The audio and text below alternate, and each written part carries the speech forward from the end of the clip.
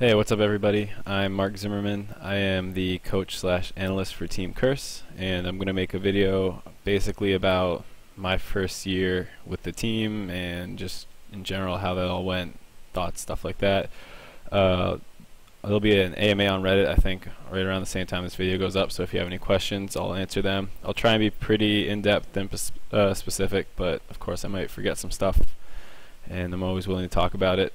I'll hopefully have like timestamps so you can see the question, or like the topics I cover in the description below, so you can skip around if you don't think something is what you want to hear or whatever.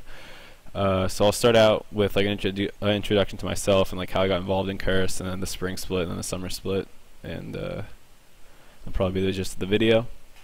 So to introduce myself, like I said, I'm Mark Zimmerman. I grew up outside Boston. I was always a huge video game player. I always like wanted to be involved somehow, maybe. So I went to school for game design and development at Rochester Institute of Technology. Graduated there 2 years ago now, about. So, yeah. After I graduated, you know, I had some time. I was working on like my own little projects, and one of the things I did was after season 3 ended and Curse got relegated, Steve Liquid112 put out a message on Reddit and had like a video and stuff saying how he was there's like open tryouts essentially to play on the team, and I was like never a high rated player, but I just sent an email and asked if he was interested in getting people for analysts or coaches or whatever, and you know, if he was interested, you know, how could I try out. I had written like some essentially like little blogs about the game before, and I had written up scouting reports for EG, like this is in season 3, so when they're still in Europe, just for fun, just and sent them to them. Yellow Pete responded to one, but it was like nothing serious. But I think it was really important to have resume of previous work, or at least something so that they could get a better feel for me, other than just like, you know, a cover letter essentially in my resume. So having like a little portfolio was good, I think. Anyway, Steve got back to me and he gave me a little project to work on. This was about when Worlds was going on, because I remember I spent like 30 hours over the weekend while watching Worlds and like doing like whatever little pet project he had me doing. So, you know, I did that, and I was supposed to present it to the team, and it was actually a kind of like a weird situation where initially I think they forgot that I had like a meeting at a certain time, and I had to be really persistent to even like, you know, get a real shot at it. And because I stuck with it, you know, Steve gave me a chance, and I worked for free, just like volunteer work helping the team before relegations, because, you know, it's kind of weird to sign a contract if the team doesn't make it. A lot of like their income would be shot. So from basically the end of Worlds to relegations, which was basically I think like October to late December, early January, I forget exactly when all that took place. Yeah, I was working remotely from home in Boston, and you know, calling it on Skype or TeamSpeak, whatever it was, to present materials. It was more like I would prep a slideshow, and then we would go over it. It would be about a certain topic like sieging or rotations, stuff like that, and we would go over that. They would scrim. I would watch the scrims kind of, and there was 3 of us working on with the team at that point, like 3 analysts. And so once they made it back into the LCS, 2 of us got offers to come out and live with the team. So beginning of January, I drove out cross country. Pretty cool if you've ever done it. Drove out, got to move into the house, and that's basically how I got involved with the team. So now I will cover the spring split, I guess.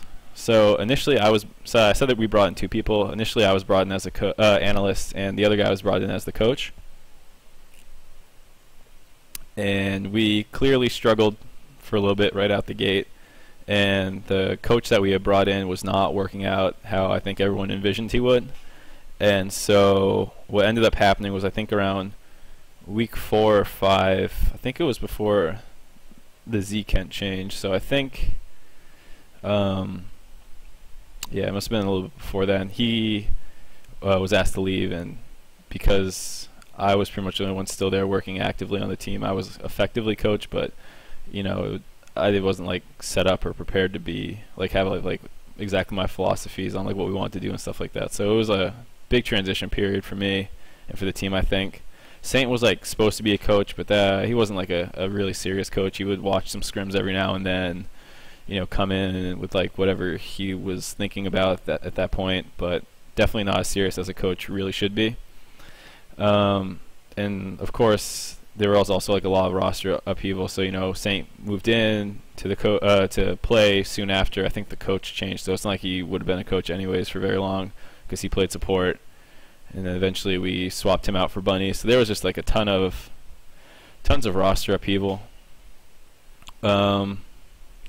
With regards to the actual coaching of the players, once I was like the main outside voice speaking, because it's like all the players scrim, and I would be. Well, I guess I should clarify what I started to do once it was like mostly me. So I would watch every scrim, and I would sit in, and I would be taking like timestamp notes of what was happening in the game. So if we ever want to go back over them, I would have those prepared.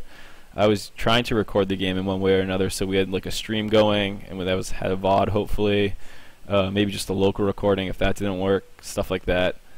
I would also like prepare materials. So like I said, what I was doing before, putting like together slideshows, PowerPoints, having like VODs that I had watched of like other regions play or even like just other teams, and bringing up examples that we found interesting. So that was like mostly the day-to-day. Usually we would scrim 2 to 3 blocks a day, 2-hour blocks, and then players were expected to solo queue and play a little bit on their own time, and then whatever meetings we might have had with regards to the stuff that I was preparing. So that was mostly what it was like. Yeah, pretty neat. The next topic I think that's like important to discuss is how like some teams really need a coach, and I think Curse was one of them.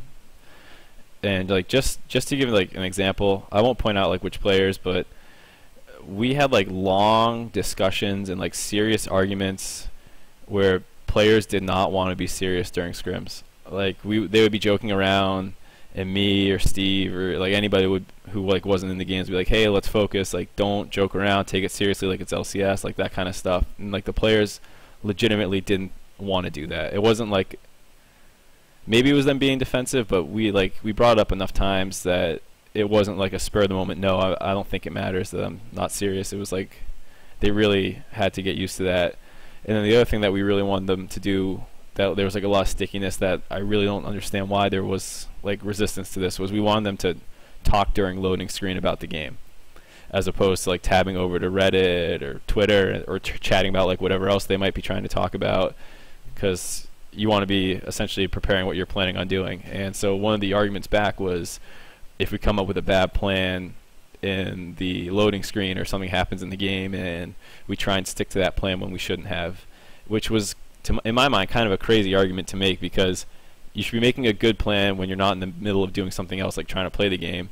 And part of being a good team would be able to adapt to whatever needs to change in the plan, not having any plan at all so that you can not get stuck to a plan. To me it was like a crazy argument to even be having, but for the better part of a split, these weren't things that they were taking seriously. Some scrims, of course, when you're getting like destroyed, everyone's upset and serious, but close games we're winning, people were just like weren't serious enough. And especially with regards to like talking about how the game was going to go, talking about the strengths of your comps, their comps, how you want to play out, like everything that, I mean, there's so much to talk about. Some of it's redundant, some of it everyone already knows, but I still think you should be talking about that as opposed to like other crap.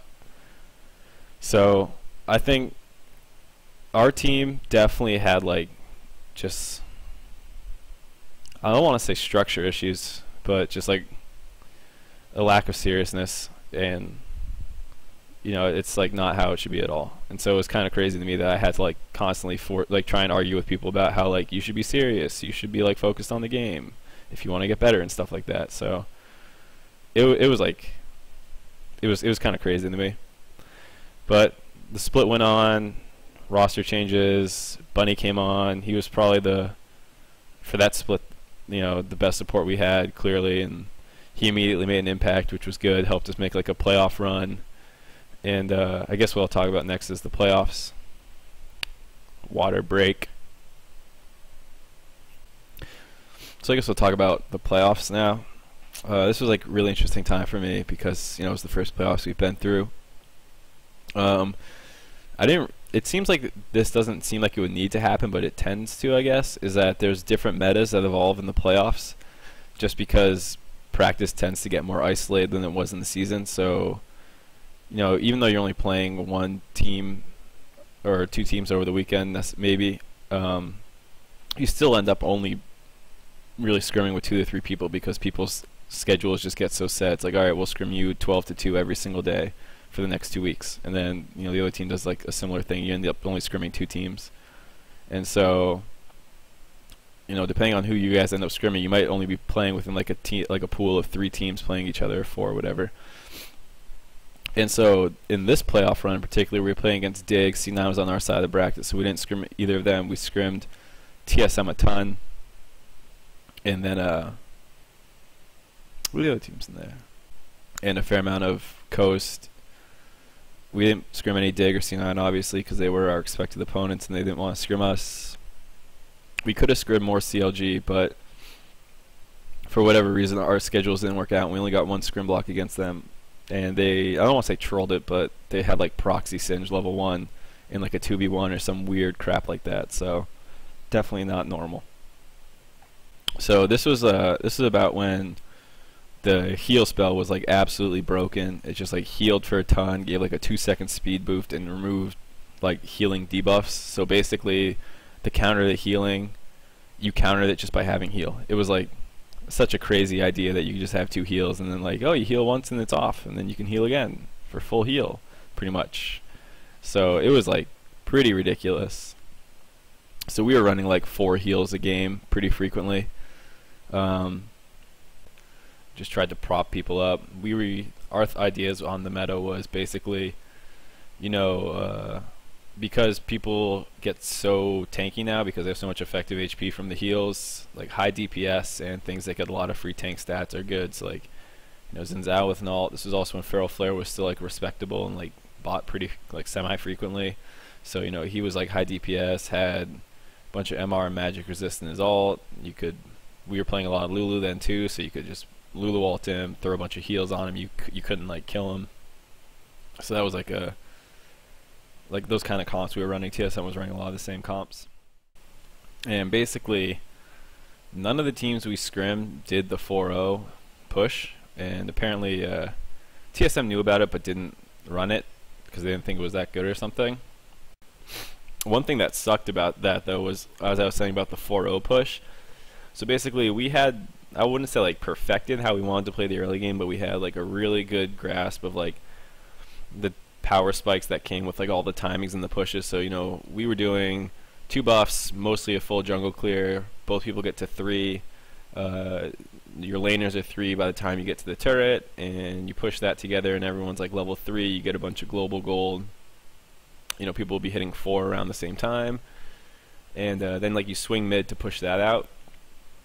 And why we liked doing that so much was because Voy was playing a lot of champions that at 6 were okay in a side lane, so he was playing like a lot of Nidalee, a lot of Lulu, and a lot of Yasuo, and a lot of Soraka, but Soraka not so much, but the other 3 were pretty good in a side lane. And so the way the timing of all this worked basically allowed Voy to hit 6, because it would be around 6 minutes when all the pushing was done, and he would be at 6 or fairly close to it. And then by the time we swung everyone who was pushing into mid lane to push that out, Voy would be able to recall at 6, pick up a decent sized item hopefully, and then go into the side lane. Cop might have recalled already depending on like how the pushing went and how much CS he got. Sometimes he would finish pushing mid out, and usually he could get a BF sword on his first back off this. And so we'd keep our AD carry mid, we would have Voy in a side lane, usually in the long lane that we just finished pushing out because the other top laner was slow pushing that. So Quas would be slow pushing, their top laner would be slow pushing, but Voy was usually strong enough to go into that long lane. He'd come back with some wards and be fairly safe. And then our dual lane could like rotate around the map from mid after pushing that in or something. So we thought we had like a really good handle on all like the timing windows, when people were able to pick up big items, how to like, what lane setups we really liked. And playoffs came, and everyone just pushed at level 2, and then a lot of those timing windows are completely thrown off. Always like 4 when the pushing ends, cops at like 800 gold or something, and you have to make these different decisions that you didn't practice. And so it's kind of weird, but I think it's like really interesting. I think one thing that like kind of exacerbates, I wouldn't call it an issue even, but one thing that like exacerbates this phenomenon is that back then playoffs happened over one weekend. So whereas normally you would have a lot of time to adapt and really figure out how you wanted to play in that, you pretty much had to play 2 best of 3s and maybe a best of 5 or whatever, whatever you had practiced for 2 weeks. And so it's hard to get as comfortable when your whole early game plan shifts pretty substantially. But I think being prepared is important. Like other teams had run that before. I think they did in Challenger before or something. So anyways, if we had been better prepared, it's our own fault that we weren't ready for that meta, but we tried to adapt to it. Playoffs came and went. We had a bit of a hard time adapting to the 4-0 push. A little story about that was during the Dig series, we tried to copy it, because if you think you're better than the other team and you think you can just copy a strategy easily that will end up with you two being even in the game, it's probably a better idea to do that than to try and counter it and not fully understand what you were trying to counter in the first place. So game 3 we tried to copy it. I actually gave the team bad advice about that, and they ended up kind of like coming into lane too low leveled. The reason I got it wrong was because I was looking at what Dig did and I wasn't paying close enough attention, and because they left a little wolf up, the icon didn't clear. So when I went back and like looked at it quickly, I thought they did buff 1 camp push and they did buff 2 camp, and they split the XP a certain way, so they both hit 2, and I gave my team bad advice. Big no, don't do that. But we were able to get through it. Thank you for my players for making me not an idiot, or too big of an idiot, I guess. And we played them, then C9. C9 games were really close, but I think they were just a better team fighting team. They still played LeBlanc a lot, which I don't remember if TSM was doing, but I don't think we were playing against that much LeBlanc. And we thought Burst champions just like weren't that great, given the heal strength.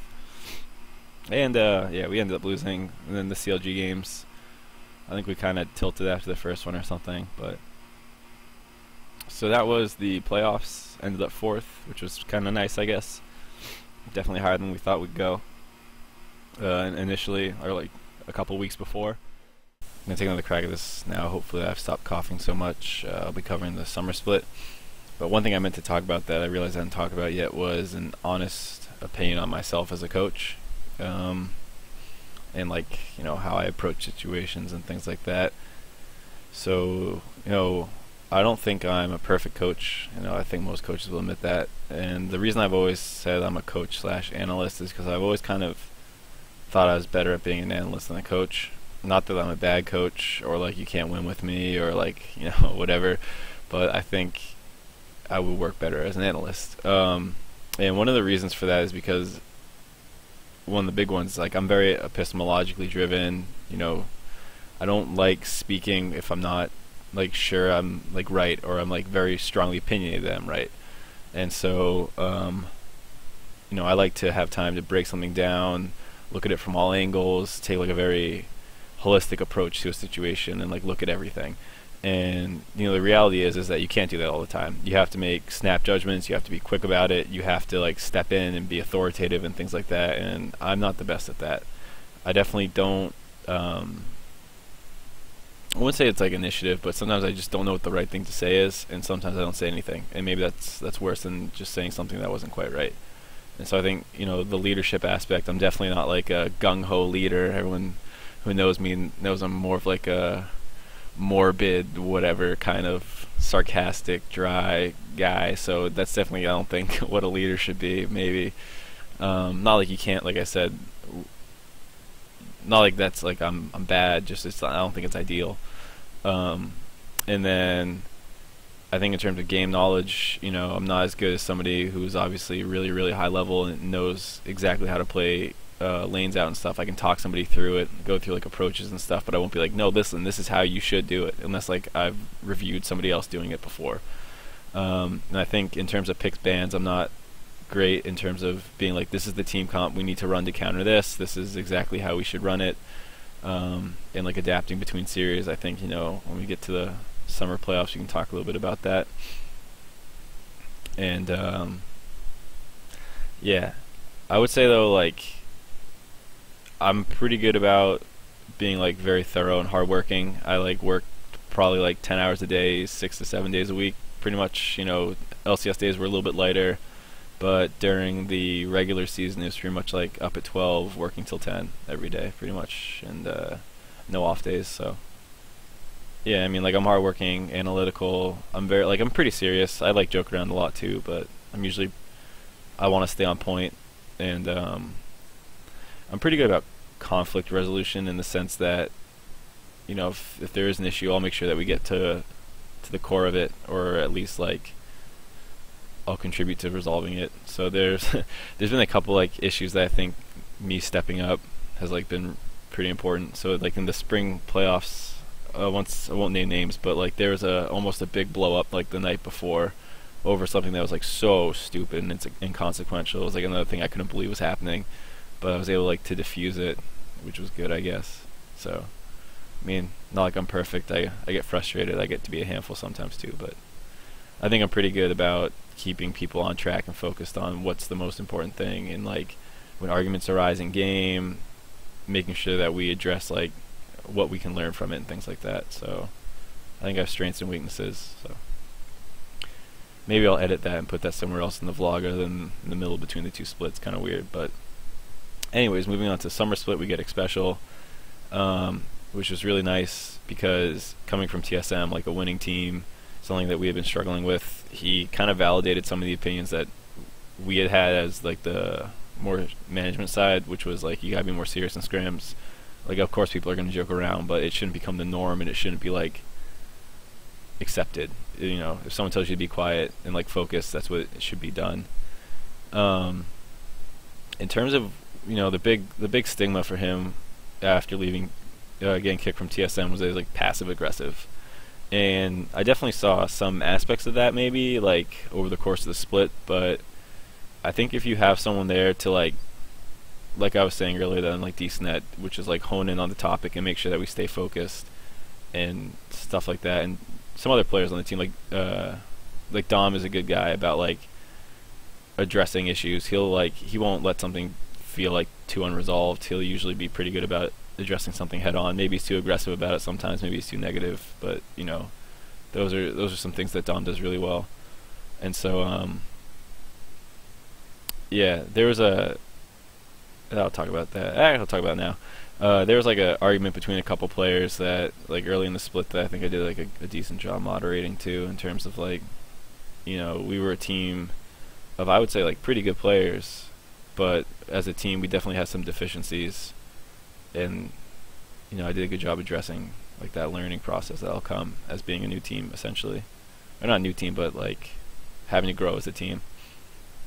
And so day in, day out, weekend, it was like not that different from spring split, but we did do a lot of stuff with like a heavy focus on improvement, because we came into the split with like really high expectations, because you guys probably heard the storylines that we were stomping scrims and like it wasn't even close and blah blah blah blah blah blah. And the reality is, like, yeah, we were like doing really really well and we thought good going in, but there were a couple things that contributed to it. So one was there was like nerves and health issues for some of the players that like directly influenced the game.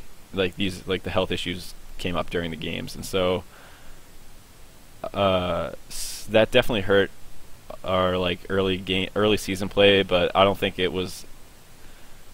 I think we still wouldn't have done that great even if like everyone was like 100% every day, because we had deficiencies as a team. And so two of those big ones were warding and shot calling. And so, and the other thing was timers. So, on TSM, Auburn was the timer guy for objectives pretty much, and he was pretty good about it. And like, keeping timers is a two-part job. So the first part's taking them down when you need to take them down. The second part is reminding people in a timely manner so that they can react appropriately. So, You might take dragon down, but if you don't call it a minute ahead or 2 minutes ahead so that people can start setting up their purchases, their backs, the warding, whatever it might be, it's not going to work out well. And so we had traditionally had supports do it. So Z Kent did it, and then Saint did it because he's like a pretty demanding shot caller and usually like decent at that stuff. And then when we brought Bunny in, we told him he should do it, and he struggled a little bit with it. And then Xpecial came in, and while he contributed in shot calling, he wasn't much of like the timer guy, and so we had to work on him being the timer guy, because it was like that's how we want to approach it. And so there was definitely learning curves. At the beginning of the split, we were missing so many dragons that we just like wouldn't prepare for because we didn't know they were coming up and stuff like that, and it impacted us in LCS. There were instances where we didn't get on top of dragons because we forgot, essentially, which is like you're not going to go to Worlds doing stuff like that, pretty much. And another issue was warding, and this one, the warding issue strikes really like that one annoys me the most because that's something that I definitely have the most control over.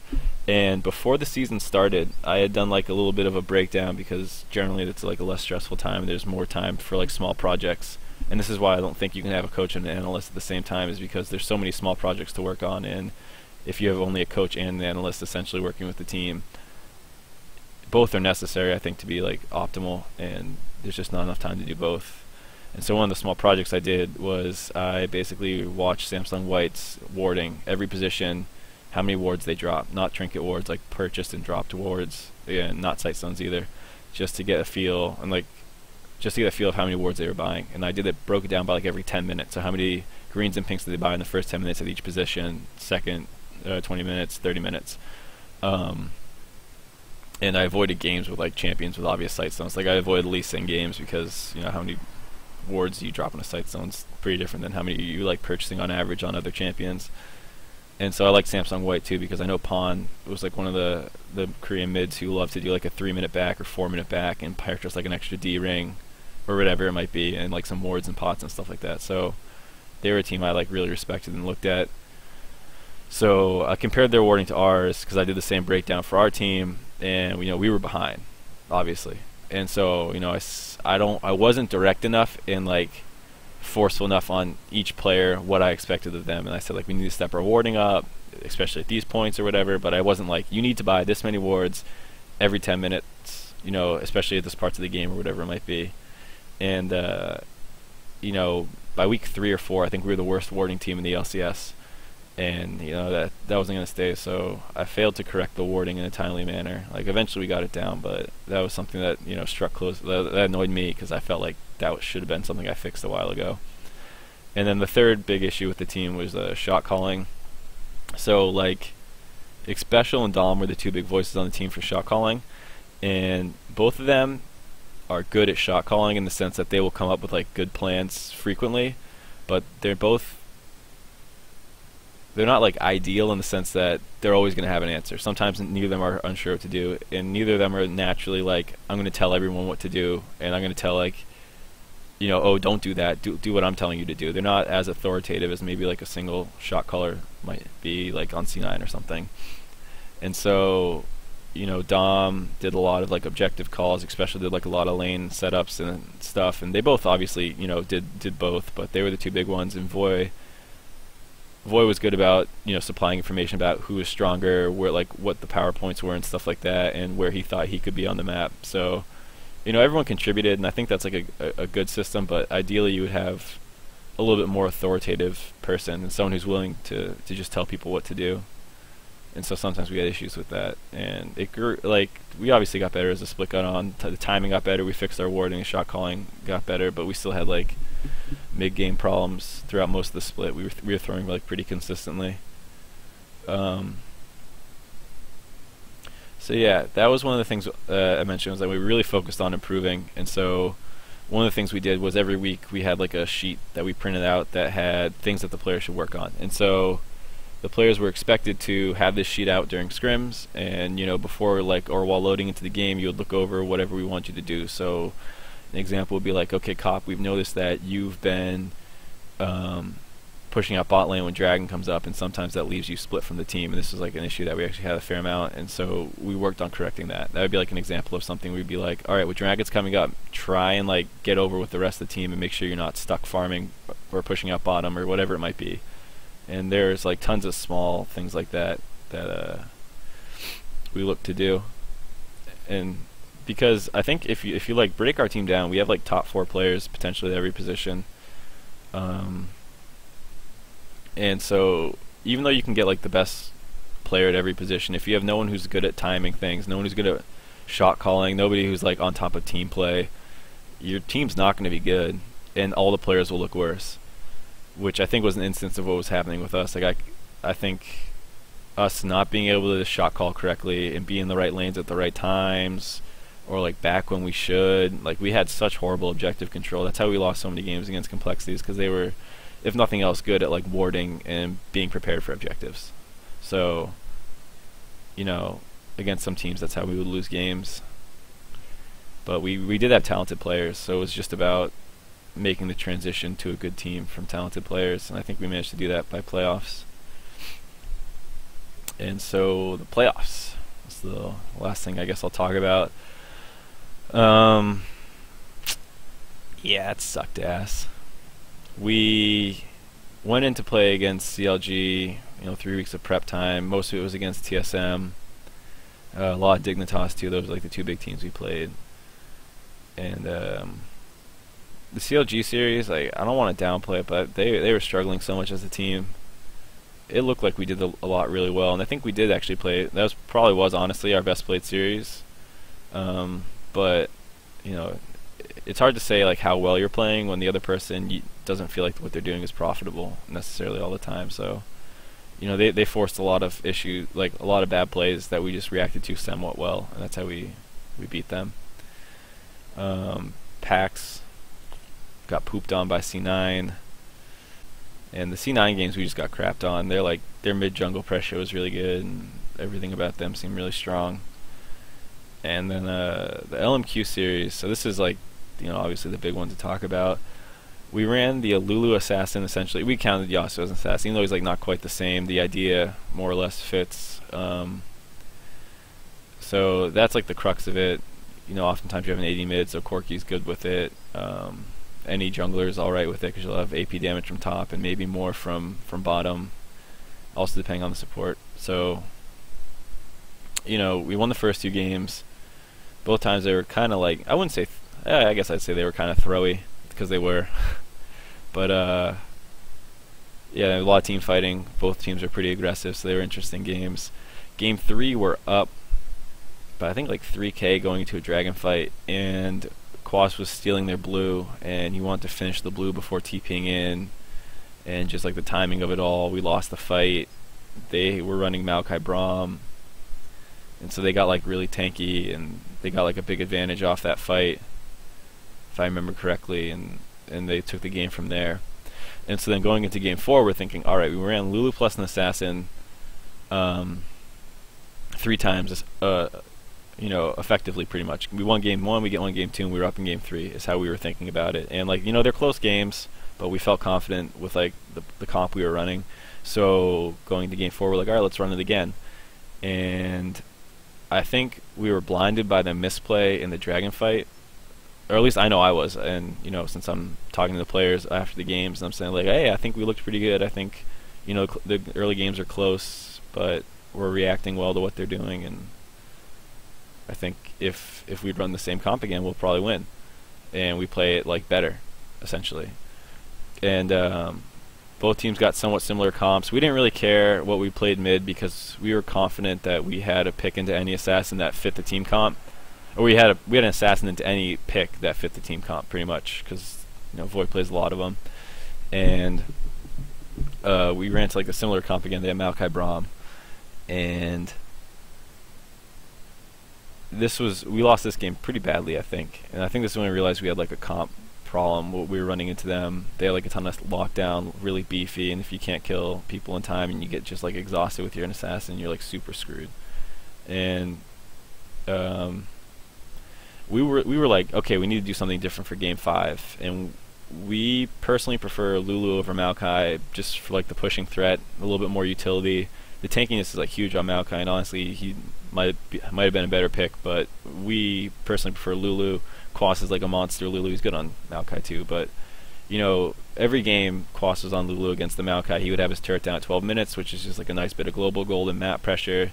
He can pressure, maybe even like kill a 1v1 depending on how the game is shaking out, stuff like that. The Lulu is just like the more dominant champ in lane, I guess. And so what we thought going to game 5 was, alright, let's take the Braum away so they can't get like the tankiest support, because Alistar was banned every game. You take Braum away, the tankiest support's left is like Leona or something. And so we wanted to like take that away from them, but they first picked it. And I don't think, you know, I did a good enough job planning around other possibilities of what they would pick, because we thought they'd first pick Yasuo because that was kind of contested. We weren't sure what they would pick, but we didn't think it would be Braum.